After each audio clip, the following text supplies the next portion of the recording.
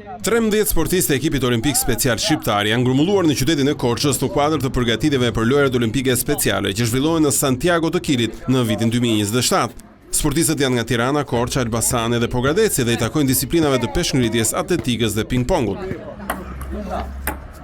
Ata janë përzgjedhur mbi bazën e rezultateve dhe potencialeve të tyre të mundshme, ndërsa gjatë këtyre ditëve po zhvillojnë 2 seanca stërvitore së bashku me trajnerët dhe stafin teknik.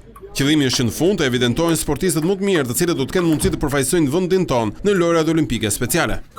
Syt gjithmonë janë te medalja, megjithatë këta janë sportistë një kategorie speciale, pra sportistë special, të cilët synimin e kanë atë pranimin në shoqëri, njohjen e talentit të tyre, guximit, kurajos, punës që kanë bërë gjithë këto vite, sepse normalisht janë sportistë që kanë fituar rishtazi disa turne, disa kampionate, kanë marrë pjesë dhe në turne dhe kampionate kombëtare, ndërkombëtare, europiane, disa prej tyre edhe në lojrat olimpike të kaluara.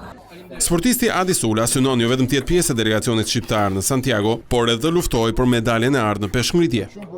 Unë kam 16 vjeç që fillova me peshngritje, edhe i mora medaljet edhe argjendit edhe broncit, edhe i kam 2 medalje argjendit dhe 2 medalje broncit. Lojrat olimpike speciale do të zhvillohen në kryeqytetin e Kilit Santiago më 16 deri në 24 tetor të vitit të ardhshëm.